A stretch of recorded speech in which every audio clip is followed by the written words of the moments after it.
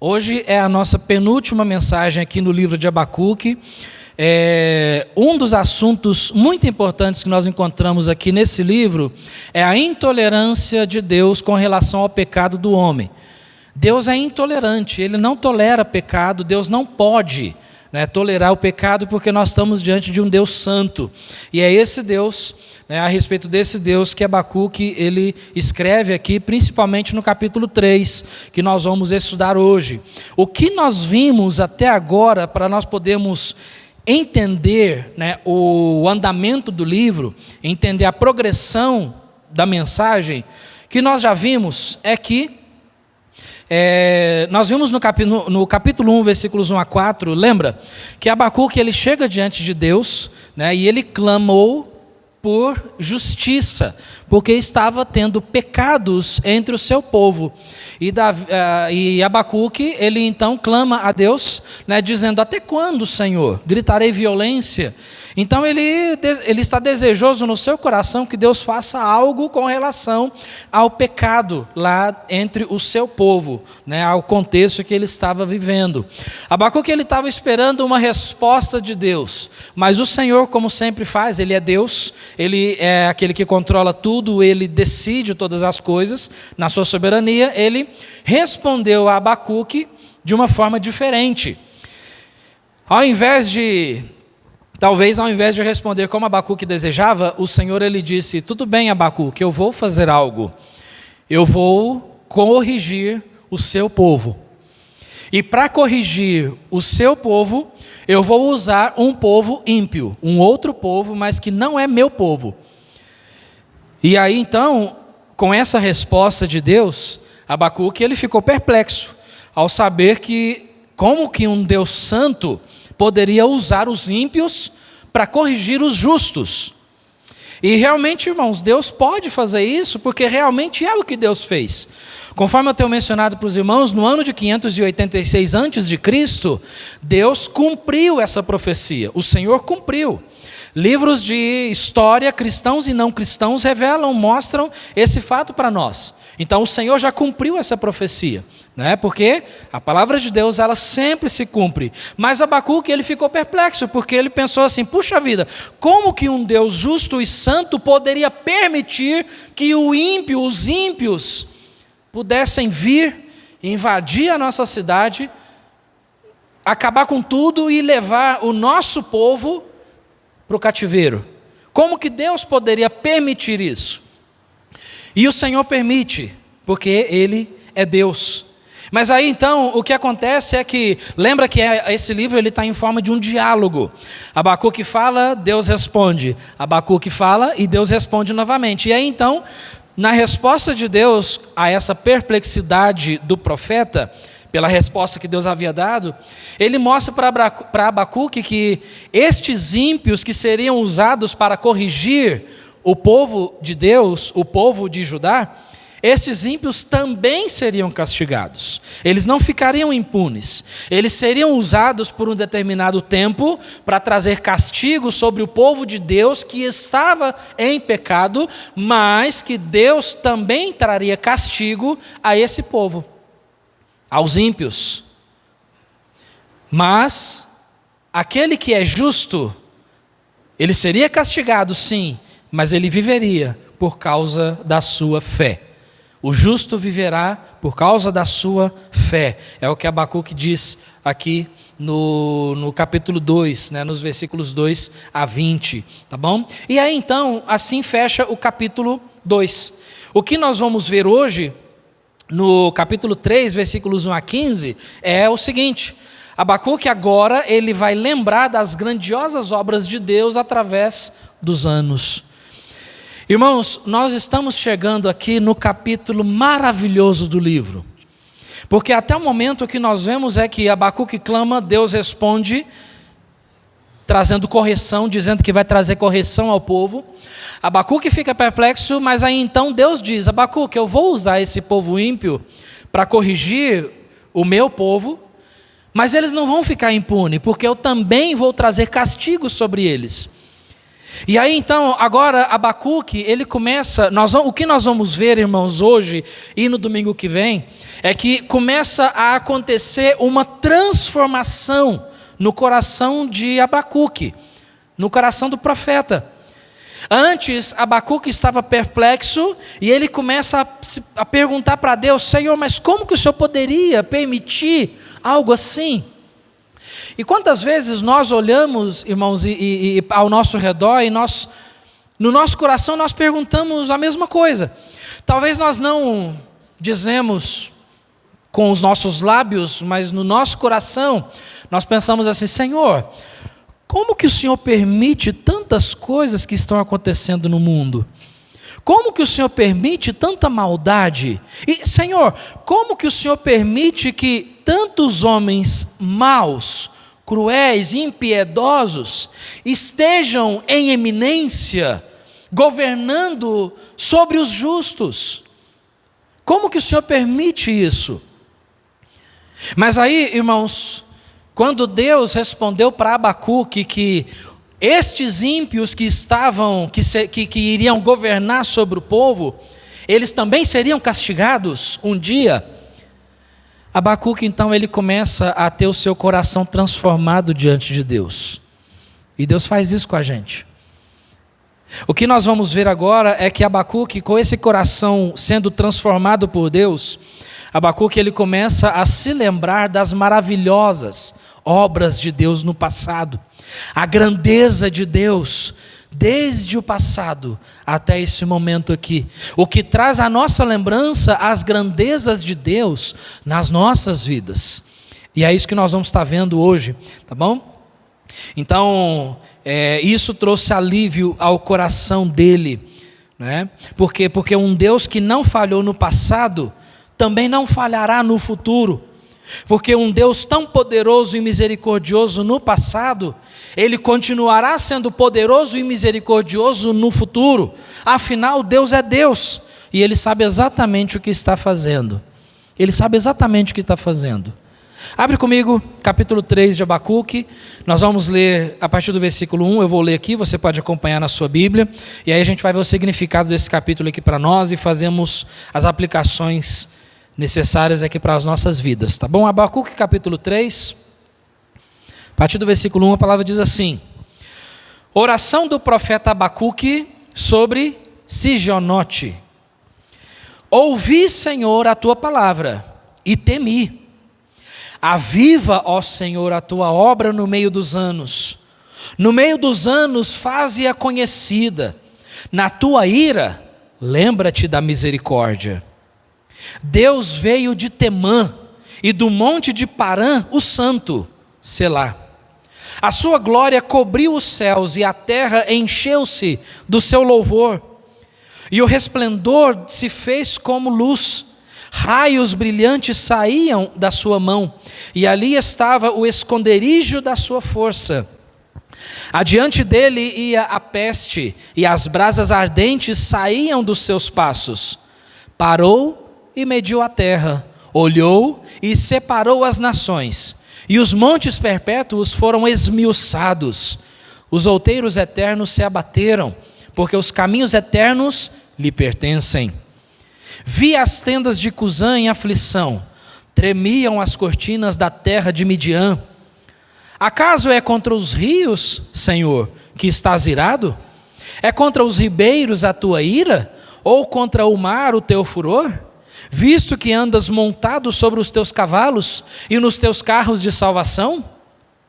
Descoberto se movimentou o teu arco. Os juramentos feitos às tribos foram uma palavra segura. Tu fendeste a terra com rios. Os montes te viram e tremeram.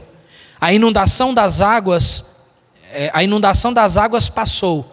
O abismo deu à sua voz, levantou ao alto as suas mãos. O sol e a lua pararam nas suas moradas, andaram à luz das tuas flechas, ao resplendor do relâmpago da tua lança. Com indignação marchaste pela terra, com ira trilhaste os gentios. Tu saíste para a salvação do teu povo, para a salvação do teu ungido. Tu feriste a cabeça da casa do ímpio, descobrindo o alicerce até ao pescoço. Tu traspassaste com as tuas próprias lanças a cabeça das tuas vilas. Eles me acometeram tempestuosos para me espalharem. Alegravam-se, como se estivessem para devorar o pobre em segredo. Tu, com os teus cavalos, marchaste pelo mar, pela massa de grandes águas. Talvez você vá olhar, irmãos, à primeira vista, nós olhamos para esse texto e pensamos assim: o que significa isso? Mas é isso que a gente vai buscar um conhecimento, um entendimento aqui na palavra hoje à noite. E você vai ver, nós vamos entender, que aqui ele está se referindo à grandeza de Deus. Ele vai se referir aqui às obras grandiosas de Deus. E por que é tão importante nós pensarmos nas obras de Deus? Irmãos, porque como eu disse, um Deus que é perfeito, sempre foi perfeito no passado, ele continua sendo perfeito no futuro. Um Deus que sempre cuidou das coisas do passado, ele continuará cuidando das coisas do presente e do futuro. Um Deus que sempre foi misericordioso no passado, ele continuará sendo misericordioso no presente e também no futuro. E nós sabemos tudo isso como? Quando observamos as obras de Deus na nossa vida. Por quê? Porque um Deus que cuidou de nós no passado, ele vai continuar cuidando no futuro. Esse é o Deus que nós servimos. O que nós vamos aprender aqui? Algumas coisas aqui. Primeira coisa que nós aprendemos é que esse capítulo ele era um cântico a ser cantado no culto. Eu acho interessante isso. Esse capítulo ele foi tão importante que ele era um capítulo que era usado para cantar durante o culto, na liturgia do culto, durante o louvor. Como que a gente sabe disso? O versículo 1 ele diz assim: oração do profeta Abacuque. A tradução que eu uso está escrita assim, sobre Sigionote. É possível que a sua tradução esteja escrita assim: oração do profeta Abacuque sob a forma de canto, ou algo semelhante. Por quê? Aqui foi usada a palavra Sigionote. Sigionote vem de uma palavra hebraica que é Shigaion, que é uma expressão que significa que os versos a seguir é um canto. Se trata de um canto que deveria ser cantado. E outro fato que comprova isso, se você olhar o final do capítulo, a última frase diz assim: para o cantor mor sobre os meus instrumentos de corda. Porque esse capítulo, ele deveria ser cantado na liturgia do culto sobre instrumentos de corda. Enquanto instrumentos de corda tocavam, esse capítulo ele era mencionado, ele era entoado em forma de canto. Então, para eles fazia sentido cantar esse capítulo, porque esse capítulo ele menciona várias coisas que eles estavam familiarizados por causa do passado. Para nós nem tanto, porque nós não estávamos ali naquele contexto. Mas quando nós entendemos a grandeza de Deus naquela época, naqueles anos do passado, nós podemos entender o quão grande é esse Deus que nós servimos hoje, no presente. É o mesmo Deus do passado é o Deus do presente. Então esse capítulo, ele é uma forma de canto. Outra coisa que nós aprendemos aqui é que o profeta Abacuque, ele confiou no que Deus estava prestes a fazer, mas também ele clama por misericórdia. Deus revelou para ele, Abacuque: eu vou castigar o seu povo, que também é o meu povo, o povo de Judá, os moradores de Jerusalém. Eu vou castigar esse povo porque eles estão errando, eles não estão obedecendo a minha palavra, eles estão pecando diante de mim, eles não cumpriram a aliança que eu havia feito com eles, eles não cumpriram. Lembra que nós vimos no começo aquela aliança que Deus havia estabelecido? Se vocês me obedecerem, vocês serão abençoados, comerão bem dessa terra. Mas se vocês não me obedecerem, vocês vão ser castigados, serão levados por uma nação estranha, e lá vocês vão ser escravos. Deus disse isso. Mas quando Deus então revelou isso para Abacuque, e Abacuque ficou perplexo, agora Abacuque ele já começa a crer na obra que Deus havia de fazer. Por que nós sabemos isso? O versículo 2 ele diz: ouvi, Senhor, a tua palavra e temi. Senhor, quando o Senhor me revelou tudo isso que o Senhor há de fazer, trazendo uma nação ímpia para nos castigar, eu temi. Mas ele diz: aviva, ó Senhor, a tua obra no meio dos anos. Irmãos, aqui ele não está falando de avivamento entre o povo de Deus. Eu já ouvi mensagens dizendo, usando esse texto para falar sobre um avivamento que Deus há de trazer. Não, ele não está falando de avivamento aqui. O que Abacuque está dizendo é: Senhor, aviva a tua obra. Senhor, torne a tua obra viva. Senhor, a obra que o Senhor há de fazer, faça. Torne viva através dos anos. Por que através dos anos? Porque essas coisas aqui haveriam de se cumprir com os anos. E poucos anos depois, essas coisas se cumpriram. Poucos anos. Alguns historiadores acreditam aí que por volta de 10, 15 anos depois, ou menos, essas coisas aconteceram. Então, através dos anos, Abacuque está dizendo assim: Senhor, através dos anos, cumpre a tua palavra, aviva a tua obra, cumpra o teu propósito, faça aquilo que o Senhor disse que haveria de fazer, trazendo esse povo ímpio para nos castigar. Então, Senhor, eu creio na tua palavra, eu sei que tudo é sustentado pelo Senhor, então faça aquilo que o Senhor há de fazer, faça. Ele diz: no meio dos anos, faze-a conhecida.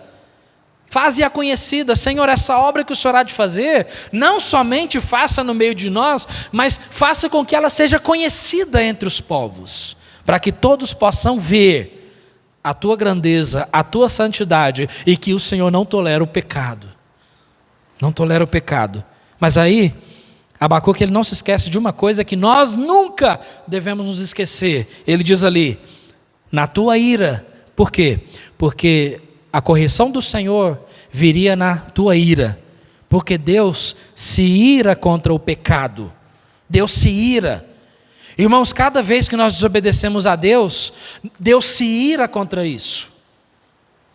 Mas na tua ira, Senhor, lembra-te da misericórdia. Abacuque está dizendo: Senhor, o Senhor há de nos castigar na tua ira, mas quando esse castigo vier, não se esqueça da sua misericórdia. Seja misericordioso para conosco. Irmãos, eu fico maravilhado com essa oração, porque é a mesma oração que nós devemos orar. Senhor, eu sei que tem muitas coisas acontecendo no mundo. Senhor, eu sei que tem muitas coisas que provavelmente serão permitidas diante da sociedade, que não estão certas, são coisas erradas, mas que infelizmente pode ser que serão liberadas.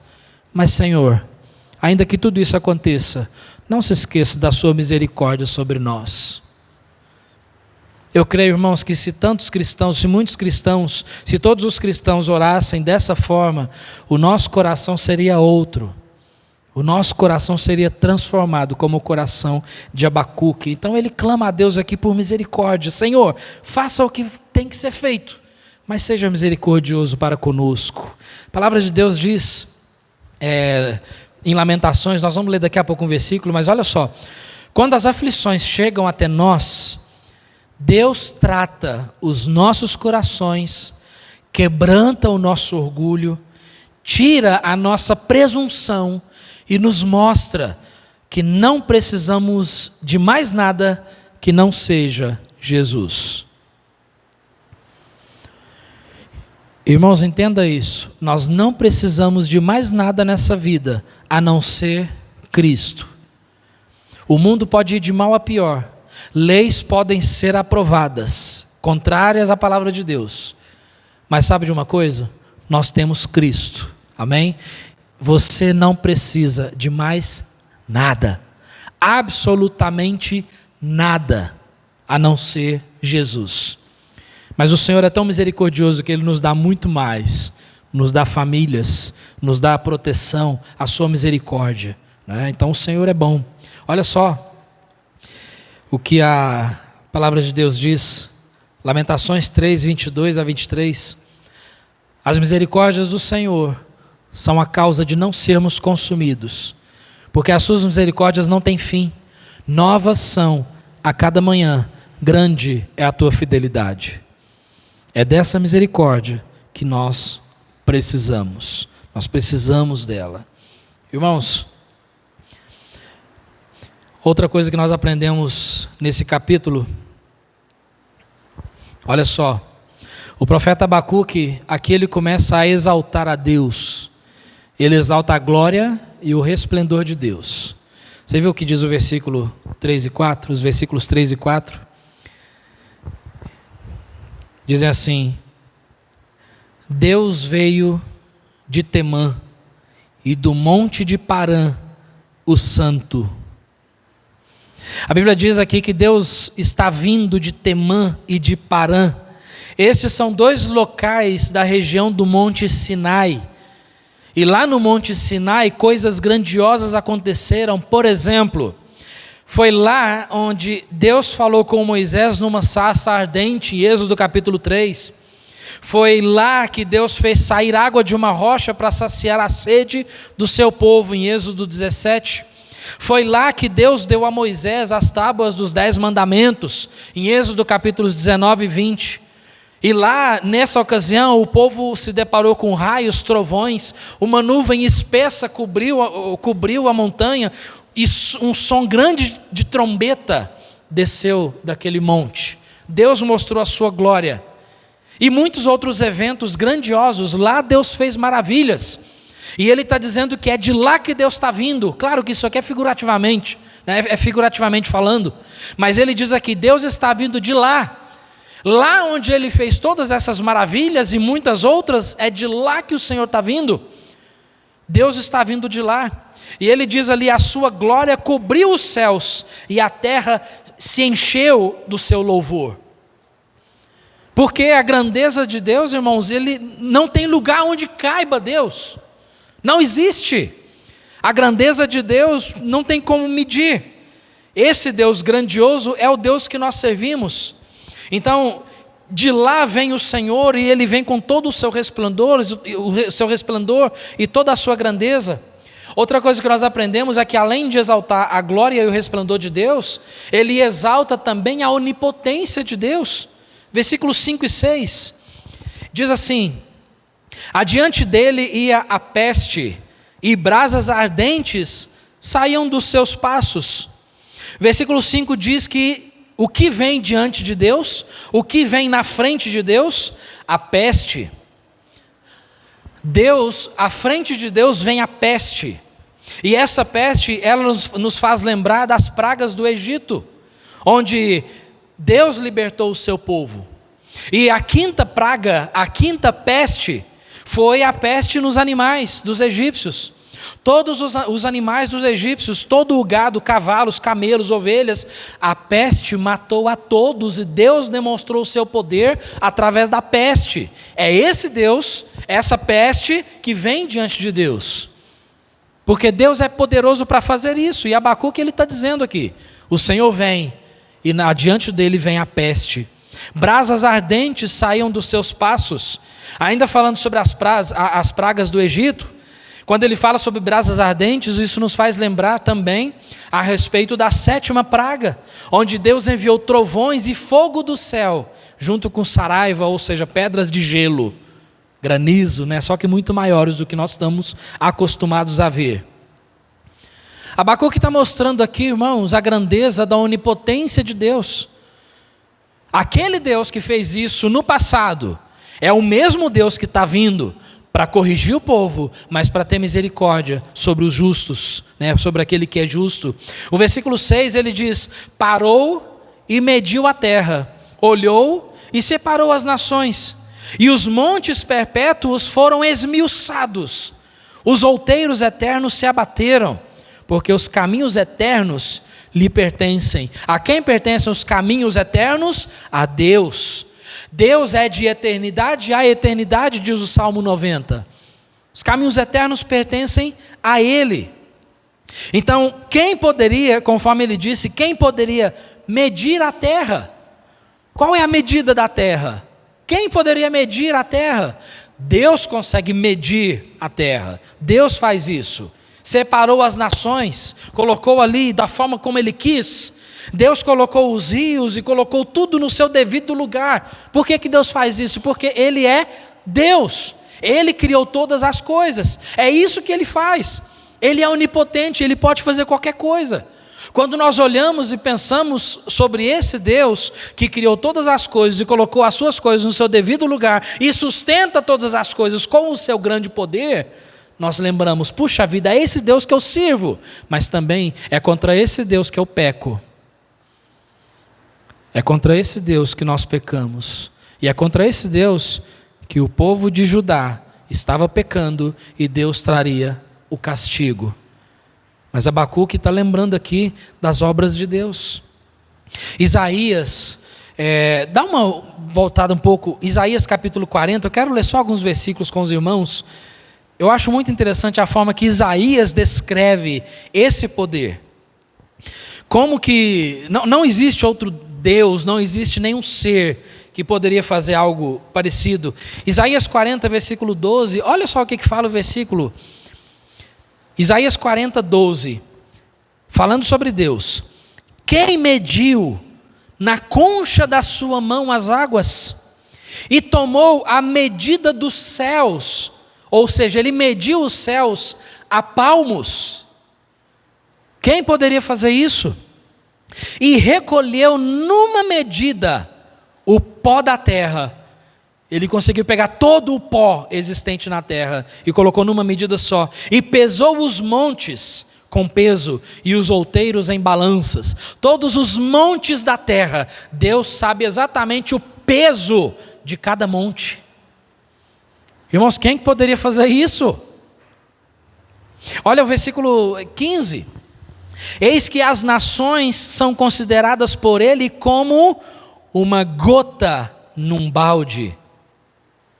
Uma gota de um balde. E como o pó miúdo das balanças, o pó. As nações são consideradas diante de Deus. Sabe essas nações grandes, imponentes, que se acham? Você viu essa semana, né? Ontem, na verdade, né? O que está acontecendo em Israel. Então essas nações, povos que se acham poderosos. Irmãos, sabe o que Deus considera? Como uma gota de um balde. Uma gota. Uma gota. Ele diz, eis que ele levanta as ilhas como uma coisa pequeníssima. Imagina Deus levantando as ilhas. Puxa vida, olha o versículo 17. Todas as nações são como nada perante ele. Ele as considera menos do que nada e como uma coisa vã. Todas as nações diante de Deus são como nada. Nada. 18. A quem, pois, fareis semelhante a Deus? Ou a quem o comparareis? Com certeza não tem comparação. Versículo 22. Ele é o que está assentado sobre o círculo da terra, ou sobre o globo. É como se Deus pegasse o nosso mundo e se assentasse sobre ele. Usasse o nosso mundo como banquinho. Irmãos, esse é o Deus que nós servimos. Está mostrando a grandeza de Deus. Ele diz, cujos moradores são para ele como gafanhotos. É ele o que estende os céus como cortina e os desenrola como tenda para neles habitar. Imagina Deus desenrolando os céus como uma cortina. Como você pega um rolo de tecido, imagina, né, um tecido azul celeste, por exemplo, aí você desenrola aquele tecido. É Deus desenrolando os céus. Com certeza a grandeza de Deus é grande, né? Agora, eu chamo a sua atenção sobre o versículo 23. O que mais Deus faz? O que reduz a nada os príncipes e torna em coisa vã os juízes da terra.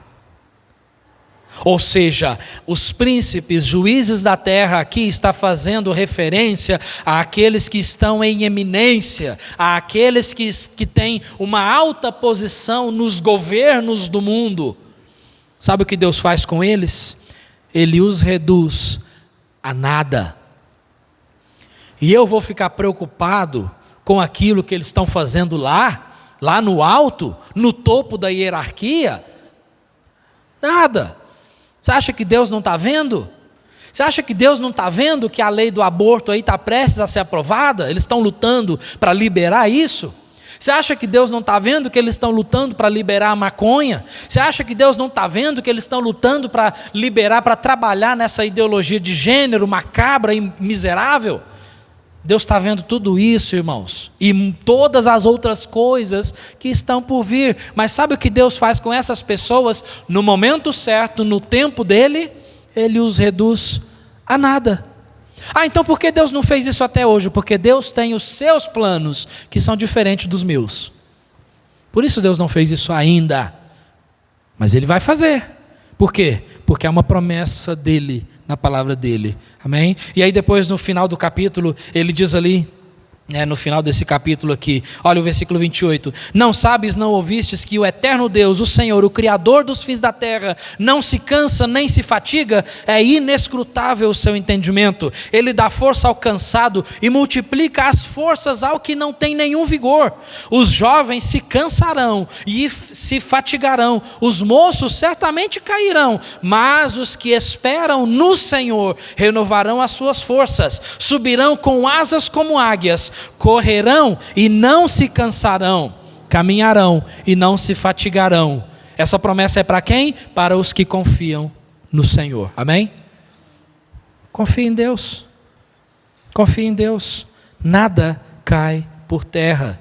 Nada cai por terra. Por isso Abacuque, então, quando ele chegou a esse entendimento, ele exaltou a onipotência de Deus. Vamos continuar para a gente fazer um fechamento. Outra coisa que aprendemos aqui nesse capítulo, o profeta Abacuque, ele reconhece também a ira de Deus. Nos versículos 7 a 9, você viu? Ele disse, vi as tendas de Cusã em aflição, tremiam as cortinas, ou os acampamentos, da terra de Midian. Então, olha só, Midian e Cusã ficavam perto do Mar Vermelho. Essas nações, elas seriam afligidas por Deus. Mas, quando Deus vem montado nos seus cavalos e carros de salvação, conforme ele diz no versículo 8, ele diz ali, acaso é contra os rios, Senhor, que estás irado?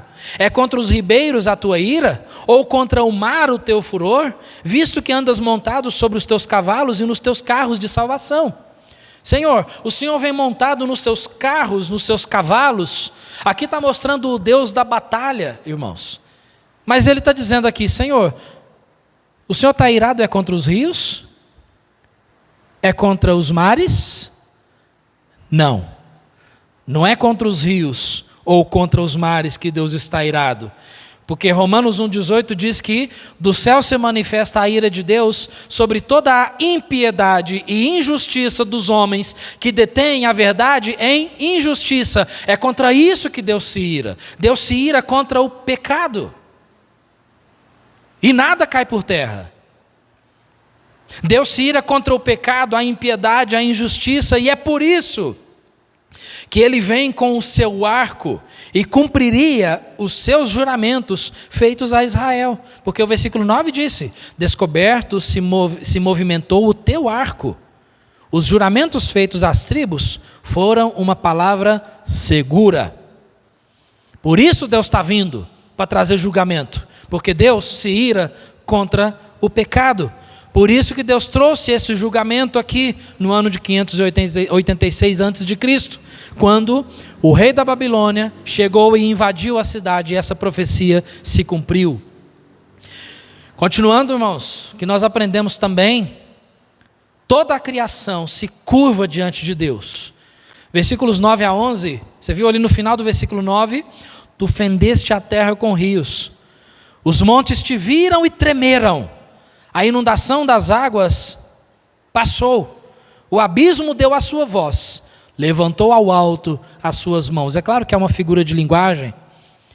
Continuando essa figura de linguagem, o versículo 11 diz, o sol e a lua pararam nas suas moradas, andaram à luz das tuas flechas, ao resplendor do relâmpago da tua lança, até o sol e a lua seguiram a lança, o resplendor da lança de Deus.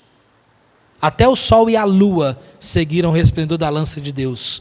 Toda a criação seguindo se curvando diante do Senhor. Outro ponto e o último que nós aprendemos é que esse Deus tão grandioso, Ele guerreia em favor do seu povo. Ele guerreia em favor do seu povo. Versículo 12: com indignação marchaste pela terra, com ira trilhaste os gentios. Trilhaste é o mesmo que pisaste, é nesse sentido. Com ira pisou nos gentios. Por que ele fez isso? Porque o Senhor faz justiça, Ele guerreia em favor dos seus. Versículo 13: tu saíste para a salvação do teu povo, para a salvação do teu ungido. Tu feriste a cabeça da casa do ímpio, descobrindo os alicerces até o pescoço. Nem os alicerces da casa do ímpio ficariam ali no chão. Deus tiraria tudo, reviraria tudo, destruiria tudo. O Senhor faz isso. Deus faz isso. Por quê? Para a salvação do teu ungido, para a salvação dos seus escolhidos. O versículo 14: tu traspassaste com as suas próprias lanças a cabeça das suas vilas. Eles me acometeram tempestuosos para me espalharem. Alegravam-se como se estivessem para devorar o pobre em segredo. Porque é isso que os gentios fazem. Mas Deus, traspassaste com a tua lança. Traspassar é furar, é atravessar. Deus faz isso. E o versículo 15: tu, com os teus cavalos, marchaste pelo mar, pela massa de grandes águas. Deus é tão grande que Ele não conseguiria vir assentado em um cavalo. Ele diz: com os teus cavalos. É claro que isso aqui é uma figura de linguagem. O Senhor, Ele não vem assentado em cavalos. Deus é Espírito. Mas o que o profeta está dizendo aqui é que esse Deus é o Deus dos exércitos, o Deus da batalha, e é esse Deus que guerreia em favor do teu povo. Deus iria corrigir? Sim, mas Deus também batalharia em favor do teu povo. Irmãos, nós precisamos entender que, para mostrar a grandeza desse Deus dos exércitos, o profeta usa uma figura de linguagem, como se Deus fosse um guerreiro, vindo montado não em um cavalo, porque um só cavalo não seria capaz de sustentar o peso da glória de Deus. Por isso, esse Deus da batalha vem montado em muitos cavalos, de forma imponente, autoritário, soberano, atravessando todos os mares, para julgar os pecados de todas as nações, mas também para proteger o seu povo durante a batalha. Por quê? Nós estamos numa batalha. Nós estamos numa batalha. Mas o que nós não podemos esquecer é que esse Deus tremendo, e aqui vem a nossa conclusão, esse Deus tão tremendo que nós servimos, que batalha pelo seu povo, como disse ali, em favor do teu ungido, do teu escolhido, esse Deus é o Deus que trabalha em nosso favor. Porque olha, Isaías 64, versículo 4: porque desde a antiguidade não se ouviu, nem com os ouvidos se percebeu, nem com os olhos se viu, um Deus além de ti, que trabalha para aquele que nele espera. Ninguém nunca viu um Deus tão grande, além desse Deus, e que, apesar da sua grandeza, apesar do seu esplendor, Ele batalha, Ele trabalha em favor dos seus, Ele trabalha por nós. Por quê? Porque, irmãos, pode cair o mundo, pode acontecer o que for, o Senhor sempre está conosco. Em momentos difíceis, a solução é meditar na palavra de Deus, meditar nessas obras de Deus que nós vimos até aqui, na sua vida, através dos anos. Quais são as obras de Deus na tua vida? Pensa sobre isso. Quais são as obras de Deus na sua vida? Abacuque, ele menciona aqui várias coisas que Deus fez no passado, a grandeza desse Deus. Agora, na sua vida, quais são as obras de Deus? O que Deus tem feito? Deus te desamparou em algum momento? O Senhor, Ele tirou a proteção da sua vida, a não ser que nós continuemos no pecado, o Senhor, Ele nos corrige com o seu amor e a sua justiça. Mas, irmãos, esse Deus, Ele trabalha em nosso favor. Por quê? Porque nós o servimos de coração humilde, sincero e confiante. Por isso é tão importante confiarmos em Deus, nas suas obras.